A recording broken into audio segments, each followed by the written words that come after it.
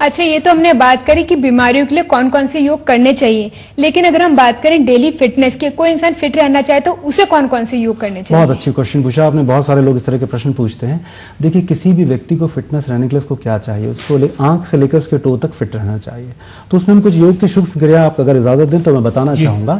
देखिए, क्या होता है, योग की सूक्ष्म क्रियाएं आंखों के लिए होती है। बहुत सारी महिलाएं पूछती हैं कि हमारे आंखों का सौंदर्य कैसे बरकरार रहेगा। उनको क्या करना चाहिए, जब भी कंप्यूटर पर बैठती हैं, कुछ लिखाई पढ़ाई का काम करती हैं, तो अपनी आईज को लगातार ब्लिंक करना चाहिए। इससे क्या लाभ होता है कि हमारी जो जॉइंट मसल्स होती हैं वो रेस्ट करती हैं और ब्लड का फ्लो फास्टर हो जाता है, जिससे आंख की ज्योति भी बढ़ जाती है। लोग चाहते हैं उनका फेस अच्छा हो जाए, चिजल्ड हो जाए, तो उनकी कुछ योग की सूक्ष्म क्रियाएं करनी चाहिए। महिलाएं विशेषकर बहुत इन क्रियाओं को लाइक करती हैं। देखिए, इसमें आपको करना क्या होता है, अपनी गर्दन को आप मोड़ लेंगी और अपने लोअर लिप से अपर लिप को टच करेंगे। ये सूक्ष्म क्रिया कहलाती है। मैं आपको एक बार करके दिखा देता हूँ। देखिए, हमको करना क्या है, देखिए गर्दन पीछे बेंड की और लोअर लिप अपर लिप को टच करेगा।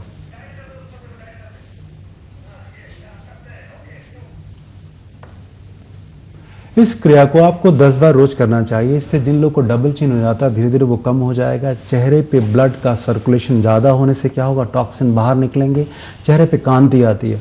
लेडी डायना के बारे में एक और आपको क्रिया आप कहें तो मैं बता देना चाहता हूँ। वो क्या करती थी, प्रातःकाल अर्ली इन द मॉर्निंग वो टैपिंग करती थी। देखिए, ऐसे करती थी, वो टैपिंग करती थी। इससे क्या होता था, ब्लड का जो सर्कुलेशन होता था इन सारे भाग में ज्यादा तेज हो जाता था, जिससे क्या था, उनके चेहरे पे लालिमा आ जाती, तेज आता था।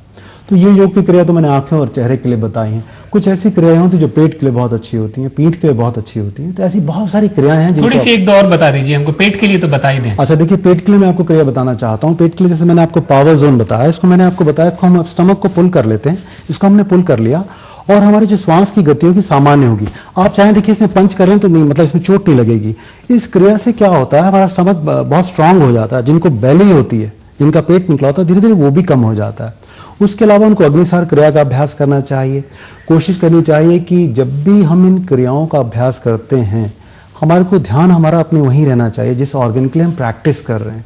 ऑटो सजेशन देना चाहिए अपने दिमाग को कि इस पर्टिकुलर क्रिया के अभ्यास से हमारे उस पर्टिकुलर भाग में लाभ हो रहा है। देखिए, योग ऐसा है कि ये ऐसा नहीं कि आप लगातार इसका अभ्यास करे जा रहे हैं और बिना सोचे हुए। आपको चिंतन भी करना होगा कि जो मैं क्रिया कर रहा हूं इससे मुझे क्या लाभ मिल रहा है।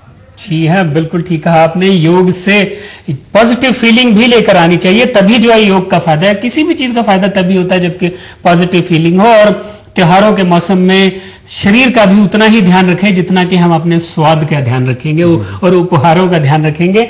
जी हाँ, आप हमारे कार्यक्रम में आए सुनील सिंह जी, बहुत बहुत धन्यवाद। आपको भी बहुत बहुत